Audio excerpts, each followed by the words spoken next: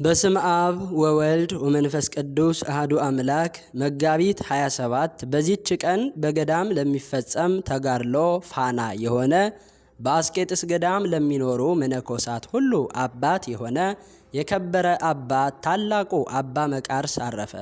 ይህም የከበረ አባት በግብጽ ደቡብ መኑፍ ከሚባል አውራጃ ሳስዊር ከሚባል አውራጃ መንደር ከሚኖሩ ሰዎች ወገን ነው። ወላጆቹም ደጋጎች እውነተኞች ነበሩ። አባቱ አብርሃም እናቱም ሳራ ይባላሉ። እናቱም እንደ ኤልሳቤጥና እንደ ሳራ በእግዚአብሔር ትእዛዝ ጸንታ የምትኖር ናት። አባቱም በፈርሃ እግዚአብሔር ሆኖ ንጽሕናውንና ቅድስናውን ጠብቆ ሁልጊዜ ቤተ ክርስቲያን በማገልገል ጸንቶ ይኖራል። እግዚአብሔርም በላያቸው በረከቱን አሳድሮ በስራቸው ሁሉ ከፍ ከፍ አደረጋቸው። ለድሆች የሚመጸውቱ ለሰው ሁሉ የሚራሩ ናቸው። በጾም በጸሎትም ተወስነው እንዲህ ባለ ገድል ሲኖሩ ግን ልጅ አልነበራቸውም። ለአብርሃምም በሌሊት ራእይ ከእግዚአብሔር ዘንድ በልጅ አምሳል ተገለጠለት። በዓለም ሁሉ የሚታወቅ ብዙ መንፈሳውያን ልጆችን የሚወልድ ልጅን ይሰጠው ዘንድ እግዚአብሔር አለው ብሎ አስረዳው። ከዚህ በኋላ ይህ የከበረ ልጅ መቃርዮስን እግዚአብሔር ሰጠው። ትርጓሜውም ብፁዕ ማለት ነው። በላዩም የእግዚአብሔር ጸጋ አደረበት። ለወላጆቹም ይታዘዝና ያገለግል ነበረ። ሊጋደሉትም አሰቡ፣ እርሱ ግን አይሻም ነበረ። ሊያጋቡትም አሰቡ፣ እርሱ ግን አይሻም ነበረ። ፈቃዳቸውን ይፈጽም ዘንድ ግድ ብለው አጋቡት። ወደ ሙሽራይቱም በገባ ጊዜ ራሱን እንደታመመ ሰው አደረገ። እንዲህም ሆኖ ብዙ ቀን ኖረ። ከዚያ በኋላ አባቱን ተወኝ፣ ወደ ገዳም ልሂድ፣ ከበሽታዬ ጥቂት ጤና ባገኝ አለው። እግዚአብሔር ወደሚወደው ሥራ ይመራው ዘንድ ሁልጊዜ በጾምና በጸሎት ሆኖ ይለምነው ነበረ። ከዚህ በኋላ ወደ አስቄጥስ በረሃ ሄደ። ከበረሃውን በገባ ጊዜ ራእይን አየ። 6 ክንፍ ያለው ኪሩብ እጁና እግሩን ይዞ ወደ ተራራ ላይ እንደሚያወጣውና የአስቄጥስን በረሃ ምስራቋን ምዕራቧን የዚያን በረሃ 4 ማዕዘኗን አሳይቶ እነሆ ይችን በረሃ መላዋን ለአንተና ለልጆችህ ርስት አድርጎ እግዚአብሔር ሰጥቶሃል አለው። ከበረሃውም በተመለሰ ጊዜ ያች ብላቴና ታማ አገኛት። ጥቂት ቆይታ ወዲያው በድንግልናዋ እንዳለች አረፈች። የክብር ባለቤት እግዚአብሔርንም አመሰገነው። ከጥቂት ቀኖች በኋላ እናት አባቱ አረፉ። የተውለትንም ገንዘብ በሙሉ ለድሆችና ለጦም አዳሪዎች ሰጠ። የሳስዊር ሰዎች ግን እውነተኛነቱንና ቅድስናውን አይተው ቅስና አሾሙት። ከከተማ ውጭም ቤቱ ሰሩለት። ስጋውንና ደሙን ይቀበል ዘንድ ወደ እርሱ ይሄዱ ነበረ። በዚያችም አገር አንዲት ድንግል ብላቴና ነበረች። ከአንድ ጎልማሳ ጋርም አመንዝራ ጸነሰች። ጎልማሳውም አባትሽ ድንግልናሽን ማን አጠፋው ብሎ ሲጠይቅሽ መቃርስ የሚባለው ባህታዊ ቄስ እርሱ ደፍሮኝ ነው ብለሽ ተናገሪ ብሎ መከራት። ጽንሷንም በታወቀ ጊዜ አባቷ ይህንን አሳፋሪ ሥራ ባንቺ ላይ የሰራብሽ ማን ነው ብሎ ጠየቃት፣ ደበደባት። እርሷም በአንዲት ቀን መቃርስ ወደሚባለው ቄስ ሂጄ ሳለሁ በኃይል ይዞኝ ከኔ ጋር ተኛ፣ ስለዚህ ከእርሱ ጸነስኩ ብላ መለሰችለት። ወላጆቿና ቤተሰቦቿን በሰሙ ጊዜ እጅግ ተቆጡ። ከብዙ ሰዎችም ጋር ወደ ቅዱስ መቃርስ ሂደው ይዘው ከበዓቱ አመጡት። እርሱ ግን ምን እንደሆነ አላወቀም። ለመሞት እስቲቃረብ አጽንተው ደበደቡት። እርሱም ኃጢአቴ ምንድናት? እናንተ ያለ ርኅራኄ ትደበድቡኛላችሁና እያለ ይጠይቃቸው ነበረ። ከዚህ በኋላ በፍህም የጠቆሩ ገሎችን በአንገቱ ላይ በገመድ አንጠልጥለው ወዲያና ወዲህ እየጎተቱ የልጃችንን ድንግልና ያጠፋ ይህ ነው እያሉ እንደ እብድ በላዩ ይጫወቱ ጀመረ። በዚያን ጊዜ መላእክት እንደ ሰው ተገልጠው የሚያሰቃዩትን ሰዎች ይህ ተጋዳይ ምን አደረገ አሏቸው። እነርሱም በልጃቸው ላይ የኀፍረትን ሥራ እንደሰራ አድርገው መልሰው ነገሯቸው። እነዚያ መላእክትም ይህ ነገር ሐሰት ነው፣ እኛ ይህንን ሰው ከታናሽነቱ ጀምሮ እስከዚች ቀን እናውቀዋለን፣ እርሱ የተመረጠ ጻድቅ ሰው ነውና አሏቸው። የታሰረበትንም ፈትተው ከላዩ ገሎችን ጣሉ። እነዚያ ክፉዎች ግን ዋስ እስከሚሰጠን ድረስ አንለቀውም አሉ። እጅ ስራውን የሚሸጥለት አንድ ሰው መጣ። ለልጅቷም በየጊዜው ምግቧን ሊሰጣት ዋስ ሆነው። ከዚያ በኋላ አሰናብተው ወደ በዓቱ ተመልሶ ገባ። ከዚያችም ቀን ጀምሮ ራሱን በራሱ መቃርስ ሆይ እንግዲህ ባለሚስትና ባለልጅ ሆነሃል፣ ሌሊትና ቀን መስራት ይገባሃል እያለ ያቻ ሐሰተኛ ልጅ የምትወልድበት ጊዜ እስኪደርስ ድረስ እንቅቦችን ቅርጫቶችን እየሰራ ለዚያ ወዳጅ ለሆነው ለሚያገለግለው ወንድም ይሰጠውና ያም ሰው እየሸጠ ለዚያች ሐሰተኛ ልጅ እየሰጠ ኖረ። የምትወልድበትም ቀን ሲደርስ እጅግ አስጨነቃት። በታላቅ ስቃይም ውስጥ 4 ቀኖች ያህል ኖረች። ለሞትም ተቃረበች። እናቷም ካንቺ የሆነው ምንድነው? የተሰራ ሥራ አለና ንገሪኝ አለቻት። እርሷም በእግዚአብሔር አገልጋይ ላይ ዋሽቻለሁና ያመነዘርኩት ከእገሌ ጎልማሳ ጋር ሲሆን በእውነት ሞት ይገባኛል አለቻት። አባትና እናቷም በሰሙ ጊዜ ደንግጠው እጅግ አዘኑ። የሀገሩ ሰዎችም ሁሉም ተሰበሰቡ። በእርሱ ላይ የሰሩትን በደል ይቅር ይላቸው ዘንድ ወደ ቅዱስ መቃርስ ሄደው ለመኑት።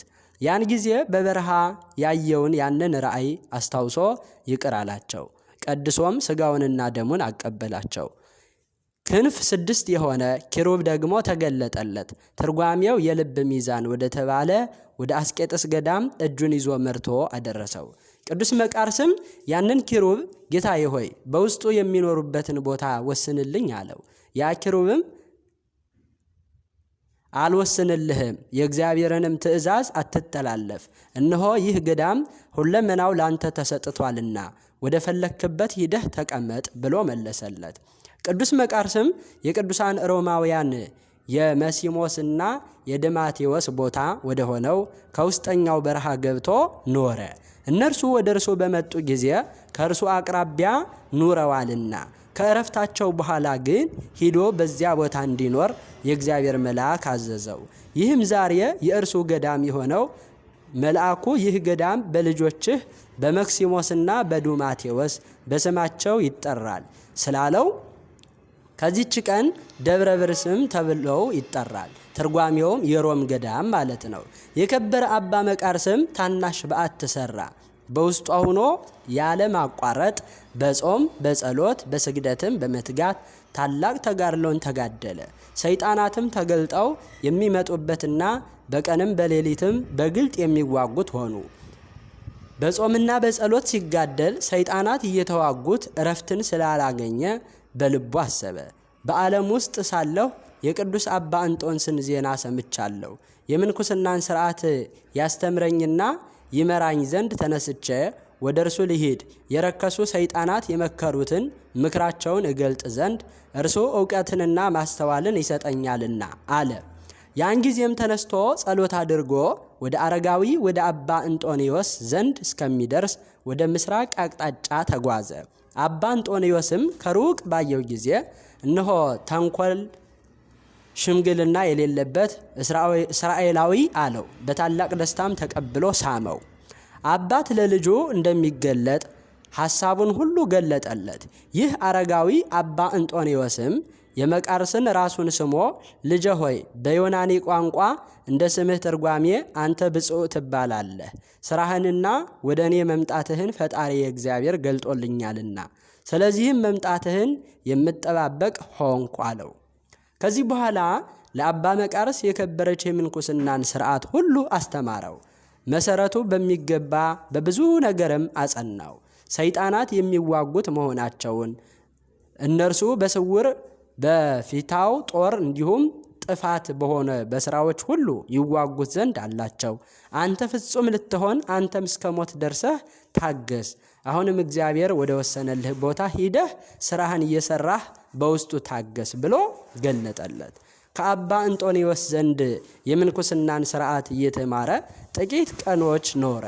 ከዚያ በኋላ የተባረከ ኤጲስቆጶስ ከአባ ሰራፕዮን ጋራ በተአምራቱ ሕያዋን በሚያደርጉ ትምህርቶቹና ሥርዓቶቹ ፈጽሞ ደስ እያለው ወደ ቦታው ተመለሰ። አባ መቃርስም በአባቴ በአባ እንጦንዮስ ዘንድ በነበርኩባቸው ቀኖች ሲተኛ ከቶ አላየሁም አለ። አባ መቃርስም በምንኩስና ሥርዓት ተጠምዶ እየተጋደለ ብዙ ቀን ኖረ። ያ ኪሩብም በግልጽ ይጎበኘው ነበረ። በአንዲት ቀንም እንዲህ የሚለውን ቃል ከሰማይ ሰማ። ቃሌና ትእዛዜን ሰምተህ ወደዚህ መምጣትህ በዚህ ቦታ ውስጥ ስለኖርኩ እነሆ ቁጥር የሌላቸው የብዙ ወገኖችን ከነ ከነገዶች፣ ከሀገሮች፣ ከቋንቋ የተለያዩ ሕዝቦች እሰበስባለሁ። እነርሱም በዚህ ቦታ ያገለግሉኛል፣ የከበረ ስሜንም ያመሰግናሉ። በበጎ ስራቸውም ትሩፋታቸው ደስ ያሰኘኛል። አንተም ተቀበላቸው፣ እውነተኛ የድህነት መንገድን ምራቸው። ይህንንም ቃል በሰማ ጊዜ ተበረታታ፣ ልቡም ጸና።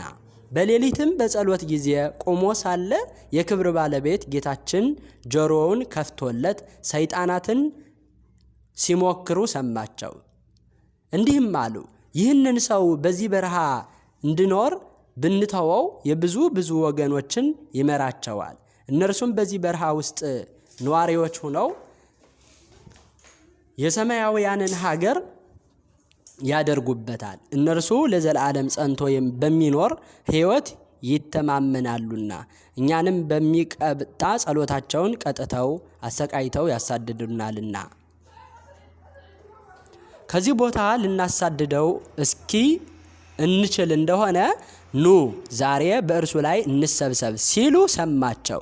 አባ መቃርስም ይህንን በሰማ ጊዜ ልቡ ጸና፣ በሰይጣናት ላይም ተበረታታ። የሰይጣናት ምክራቸውን እስከሚሰማ ጆሮውን የከፈተለትን እግዚአብሔርን አመሰገነ፣ ድካማቸውንም አወቀ። ከዚያ በኋላ ይዋጉት ዘንድ ሰይጣናት በእርሱ ላይ ተሰበሰቡ። በደጁም እሳትን እያነደዱ ከእሳቱ እያነሱ ወደ በዓቱ ይጨምሩ ጀመረ። ያች እሳት ግን በጸሎቱ የምትጠፋ ሆነች። ከዚህ በኋላ እንስሳዊ በሆነ ሥራ በፈቲው ጦር ተዋጉት። ከዚያም ታገሰ።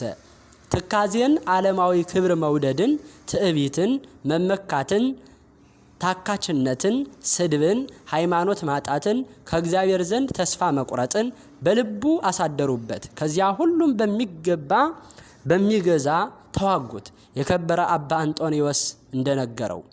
በእሊህም አጥፊዎች በሆኑ ስራዎች ሰይጣናት እየተዋጉት ለረጅም ጊዜ ከኖረ በኋላ ዳግመኛ ወደ አባ አንጦንዮስ ገና ከሩቅ ሳለ ለደቀ መዛሙርቱ በልቡ ሽንገላ በእውነት የሌለበት የእስራኤላዊ ነው፣ ልጆቼ ይህንን የከበረ ሰው ታዩታላችሁን? እርሱ ለብዙ ወገኖች የቀና የጽድቅ በትርና ረዥም ዓላማ ይሆን ዘንድ አለውና ከአሸናፊ እግዚአብሔር አፍ የተገኘ ጣፋጭ ፍሬም ይሆናልና አለ። ወደ ቅዱስ አባ አንጦንዮስም በቀረበ ጊዜ በምድር ላይ ሰገደለት። በፍጥነትም ቀና አድርጎ ሳመው። ፊቱ እንደ በሽተኛ ፊት ተለውጦ አይቶታልና ይኸውም ሰይጣናት አብዝተው ስለተዋጉት ነው። ከዚያ በኋላ ጸሎት አድርገው በአንድነት ተቀመጡ። አባት አንጦንዮስ ደስታ በተመላ ቃል ልጄ መቃርስ በደህና አለህን? አለው። ቅዱስ መቃርስም እነሆ ከኔ የሆነውን ሁሉ እግዚአብሔር ቀድሞ ገልጦልሃል ብሎ መለሰለት። እርሱም ያን ጊዜ አስተማረው፣ አጽናናውም፣ እንዲህ ብሎ መከረው። መንፈሳዊ ጥበብን ለሚሹ ለብዙ ወገኖች መምህራን እንድንሆን ይኸውም የምንኩስና ናት። ከጠላታችን በላያችን የሚመጣብንን መከራ ሁሉ ልንታገዝ ለኛ የሚገባ ነው። ልጄ መቃርስ ሆይ ውሃ ለመቅዳት ስትሄድ እግዚአብሔር የነገረህን ያንን ቃል አስብ አለው። ቅዱስ መቃርስም ሰምቶ እጅግ አደነቀ። የተሰወረውን ስራዎቹን ለከበረ አባት አንጦንዮስ የገለጡለት እንደሆኑ አወቀ። በእርሱ ዘንድም እየተማረና በረከትንም እየተቀበለ ብዙ ቀኖች ኖረ። ከዚያም የከበረች አስኬማን ያለብሰው ዘንድ ፈለገ። አባ አንጦንዮስም በላዩ ጸለየ፣ እርሷም አስኬማይቱን አለበሰው። ከዚያ በኋላ የከበረ አንጦንዮስ አባት ተባለ። ዳግመኛም በዚህ ወደ እኔ መምጣትን ቸል አትበል፣ እኔ ከጥቂት ቀኖች በኋላ ወደ እግዚአብሔር እሄዳለሁና አለው።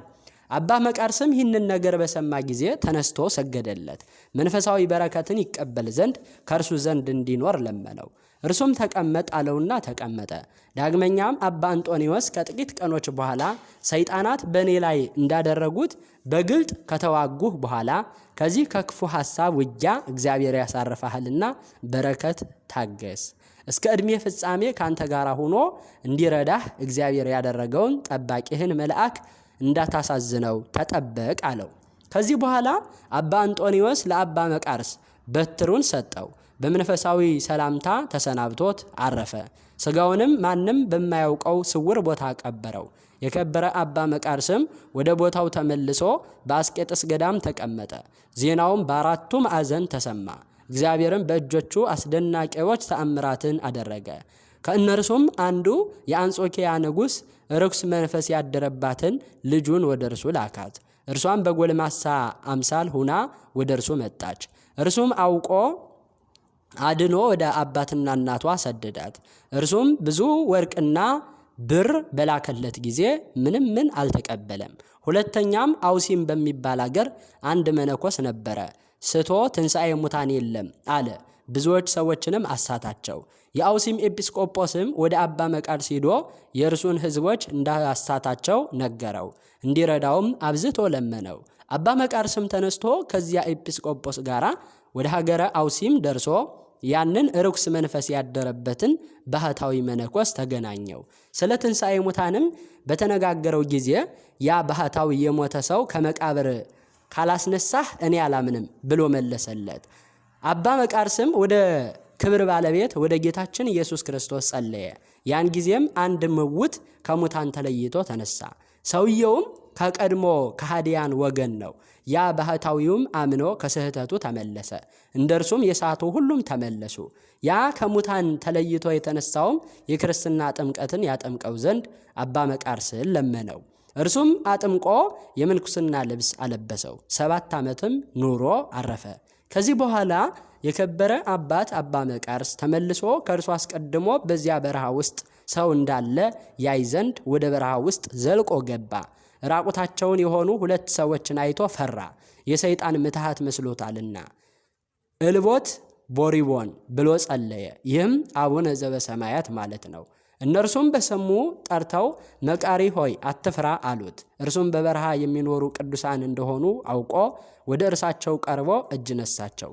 እነሱም በዓለም ስላሉ ሰዎች ስለ ስራቸውም ጠየቁት። እርሱም በቸርነቱ እግዚአብሔር በሁሉም ላይ አለ ብሎ መለሰላቸው።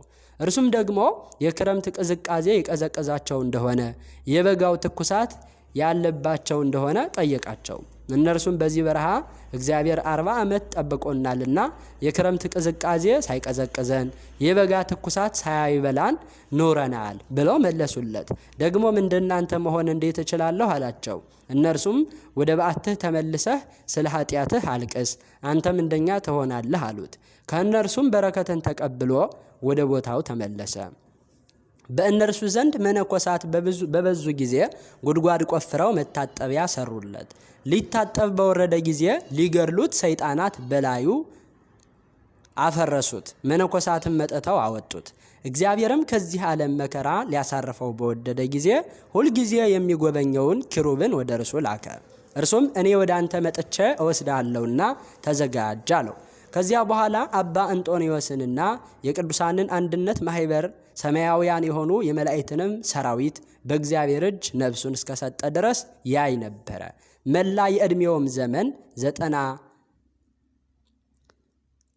97 ሆነ። የቅዱስ መቃርስ ነፍስ ወደ ሰማይ ስታርግ እንዳየ በዚህ ነገር ደቀ መዝሙሩ አባ በምኑዳ ምስክር ሆነ።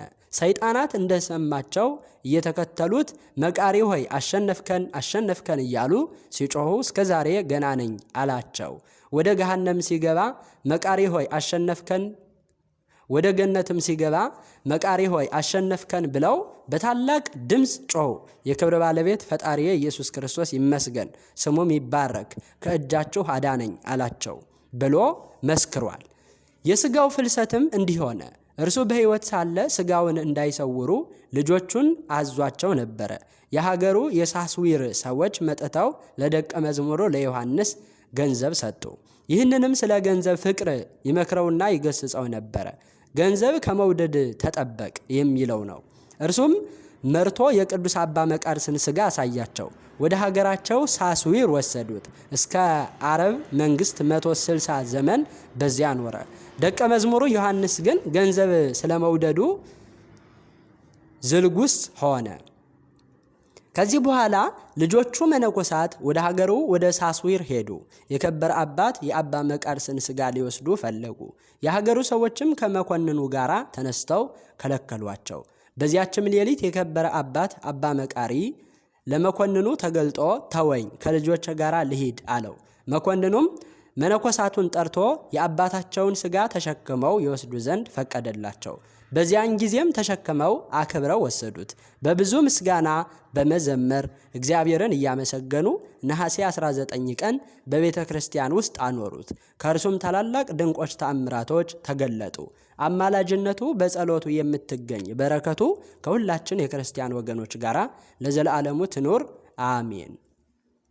መድኃኒ ዓለም። በዚህችም ቀን የክብር ባለቤት ጌታችን መድኃኒታችን ኢየሱስ ክርስቶስ ስለ ዓለም ድህነት በሥጋ ተሰቀለ።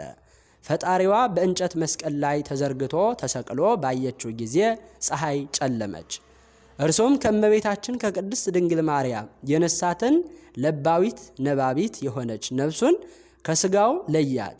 ሐዋርያ ጴጥሮስ በሥጋ ምውት ሲሆን በመለኮት ሕያው ነው እንዳለ ነፍሱ ከመለኮቱ ሳትለይ በሥጋ የተለየ፣ በዚያም ጊዜ ሥጋ ከመለኮት ሳትለይ በእንጨት መስቀል ላይ ተሰቅሎ ነበረ። እንዲሁም ነፍስ ከመለኮት ጋር አንድ ሆና እስረኞች ነፍሳትን ተፈታቸው ዘንድ ወደ ሲኦል ወረደች። እርሱ ከሰማያት በላይ ከፍ ከፍ ያለ ልዑለ ባሕሪ ከአብ ከመንፈስ ቅዱስ ጋር በጌትነቱ ዙፋን ተቀምጦ ያለ ለእርሱ ምስጋና የክብር ገንዘቡ የሆነ ራሱን ሰውቶ ያዳነን የመንግስቱን ደጆች በፈሳሽ ደሙ የከፈተልን ለእርሱ ስግደት አምልኮ ይገባዋል። ለዘላለሙ የመስቀሉ በረከት በላያችን ይደር አሜን። ንጉሥ ሰማዕት ገላውዲዮስ። በዚህችም ቀን የኢትዮጵያ ንጉሥ ሰማዕት ገላውዲዮስ አንገቱን የተቆረጠበት ነው። ይህም ቅዱስ በተግሳጽ በምክር በፍርሃ እግዚአብሔር አደገ።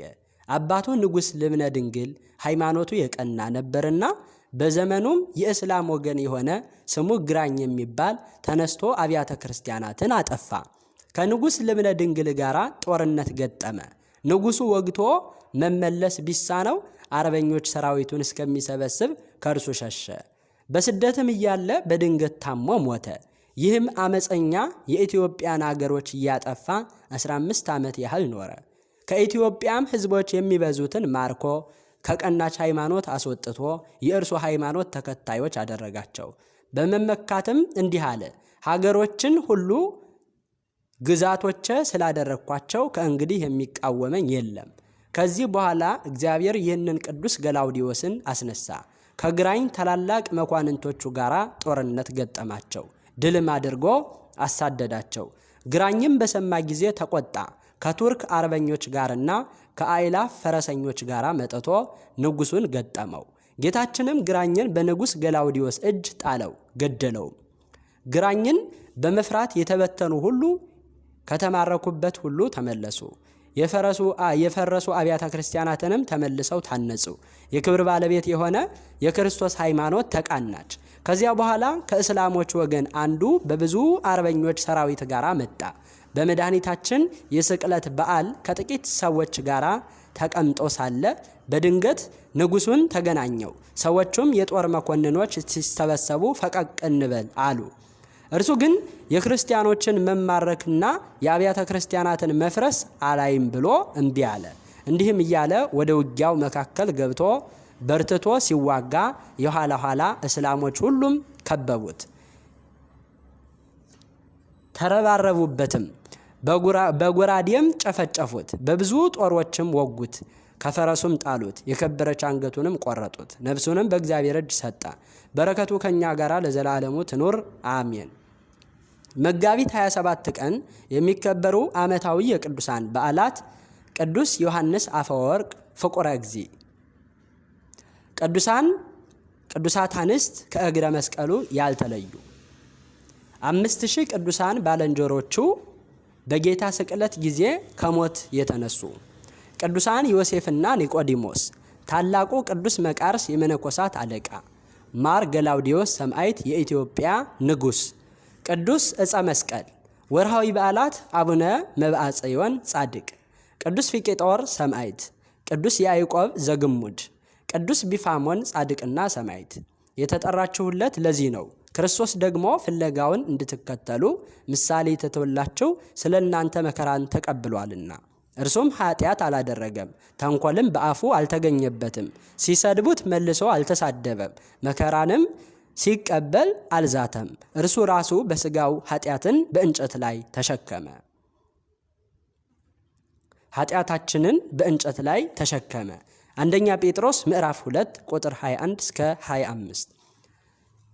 ዘአቅረብኩ ማሕሌተ አዘኪርየ አእላፈ እምለተ ጸምዱከ ዘልፈ ለእለ ያነብብ ተወከፍ ዘንዴቴ መጽሐፈ እንተረሰይከ እግዚኦ ጸሪቀ መበለት ወኩፈ እምእለ አብኡ ብኡላን ዘተርፈ ነቢያት ቅዱሳን ሰባኪያን ሰማዕታት ጻድቃን መላእክት ትጉሃን ደናግል አዲዮ መነኮሳት ሄራን ባረኮ ባረኮ ጉባኤ ዛቲ መካን እስከ አረጋዊ ልሂቅ ወምንዑስ ሕፃን ለዘ ጸሐፎ በክርታስ ወለዘ አጽሐፎ እንዘይደርስ ለዘ አንበቦ ወለዘ ተርጎሞ በልሳን ሐዲስ ወለዘ ሰምዐ ቃሎ በእዝነ መንፈስ በጸሎተ እሞ ማርያም አራቂተ ኩሉ እምባይስ ህቡረ ይማረን ኢየሱስ ክርስቶስ አሜን። ይማረን።